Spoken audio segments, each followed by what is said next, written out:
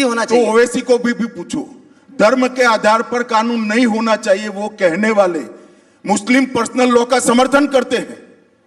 क्या समझ रखा है सबको? किसी में सोच नहीं है क्या? मैं बताता हूं, पाकिस्तान में आजादी के वक्त 23% हिंदू थे, 23%। आज 2.7% है। कहां गए भाई? धर्म परिवर्तन 23 से 2.7 कहां गए? धर्म परिवर्तन हो गया।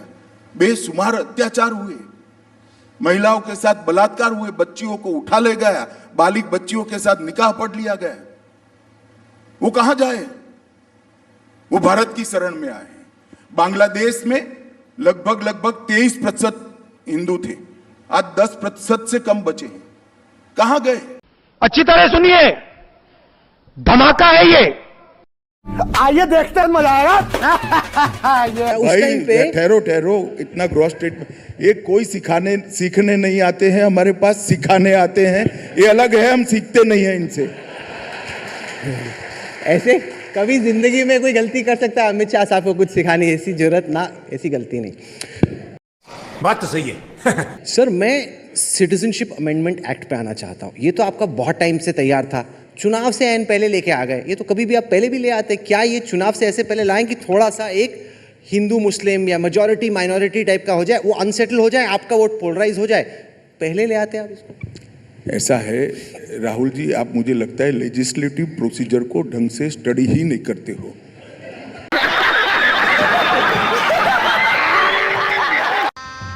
गजब बेइज्जती है। 2019 में कानून पारित हो गया है। बार बार मैंने कहा है कि पार्लियामेंट ने पारित किया कानून है, पत्थर पर लकीर है, ये होगा ही होगा। अब कहां सस्पेंस बचा है? 5 साल पहले कानून पारित हो गया था, अब सिर्फ रूल्स बनाए हैं। हमारी विल हमने 2019 के चुनाव के भारतीय जनता पार्टी के घोषणा पत्र में घोषित कर दी थी कि हम अगर बहुमत में आते हैं तो सिटीजनशिप अमेंडमेंट एक्ट लेकर आएंगे। आते ही सरकार ने अगस्त 2019 में ये बिल पारित कर दिया। राज्यसभा में भी पारित हुआ, लोकसभा में भी पारित हुआ। कहां कंफ्यूजन था? कंफ्यूजन ही नहीं था। टाइमिंग का क्वेश्चन डज नॉट अराइज। सवाल इतना है कि इस पर मर डालने के लिए टाइमिंग का क्वेश्चन खड़ा किया जा रहा है। सबको मालूम था कि आने वाला है, और मैंने कभी नहीं कहा कि इस मामले पर हम पीछे हटेंगे। मैंने हर बार कहा ये पत्थर पर लकीर है और ये होकर रहेगा। सर, संविधान में लिखा है कि देश का कानून किसी भी एक धर्म के खिलाफ कोई डिस्क्रिमिनेशन नहीं करेगा, भेदभाव नहीं करेगा। सवाल ये पूछा जा रहा है कि अगर क्रिश्चियंस आ सकते हैं, पारसी आ सकते हैं, एक सेकंड, हिंदू आ सकते हैं, राहुल, सिख आ सकते ये आपका अपना सवाल है या विपक्ष के लोगों का है? स्पष्ट करो। दोनों का। तो मुस्लिम पर्सनल लॉ क्या है?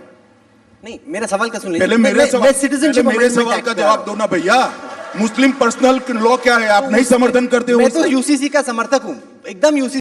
बस हवा निकल गई। होना चाहिए। तो ओवैसी को भी पूछो, धर्म के आधार पर कानून नहीं होना चाहिए वो कहने वाले मुस्लिम पर्सनल लॉ का समर्थन करते हैं। क्या समझ रखा है सबको? किसी में सोच नहीं है क्या? मैं बताता हूं क्यों इसमें 5 ही धर्मों को लिया गया है। एक कटु वास्तविकता है, होना नहीं चाहिए था। हमारी पार्टी तो उस वक्त थी ही नहीं। अगर होती निर्णायक स्थिति में तो हम कभी इस देश का बंटवारा नहीं करते। इस देश का बंटवारा नहीं होना चाहिए। परंतु दुर्भाग्य की बात है कि इस देश का बंटवारा हुआ, धर्म के आधार पर हुआ। और जब बंटवारा की घोषणा की गई, हजारों दोनों ओर से लोग वहां से यहां से वहां गए। ट्रेन की ट्रेनें कटी हुई आई, महिलाओं के साथ अत्याचार हुए, छोटी छोटी बच्चियों के साथ अत्याचार हुए। उस वक्त हमारे सारे नेता देश के, महात्मा गांधी, जवाहरलाल नेहरू, राजेंद्र प्रसाद, सरदार पटेल, मौलाना आजाद, सब ने कहा कि भाई जहां है वहां रह जाइए। अगर आपको बाद में भारत में आना है तो आपका स्वागत है, हम आपको नागरिकता देंगे। वो कहने का उद्देश्य था कि उस वक्त आपाधापी में आने से लोगों की जान न चली जाए। थोड़ा स्थिरता आने के बाद आइए। स्थिरता आने के बाद क्या हुआ मैं बताता हूं। पाकिस्तान में आजादी के वक्त 23% हिंदू थे, 23%। आज 2.7% है। कहां गए भाई? धन परिवर्तन 23 से 2.7 कहां गए? धर्म परिवर्तन हो गया। बेशुमार अत्याचार हुए, महिलाओं के साथ बलात्कार हुए, बच्चियों को उठा ले गया, बालिग बच्चियों के साथ निकाह पढ़ लिया गया। वो कहां जाए? वो भारत की शरण में आए। बांग्लादेश में लगभग 23% हिंदू थे, आज 10% से कम बचे हैं। कहां गए? या तो भारत की शरण में आए, या तो उनका धर्म परिवर्तन हो गया, अपना सम्मान अपनी मान्यता खोकर आज जी रहे हैं। और 2 लाख से ज्यादा 1990 में सिख और हिंदू अफगानिस्तान में थे, आज 378 है। कहां गए? और वो लोग अपना धर्म, अपना सम्मान, अपने परिवार की महिलाओं की इज्जत बचाने के लिए भारत की शरण में आए हैं। और ये कहते हैं हम इनको नागरिकता न दे। क्यों न दे? इनका अधिकार है।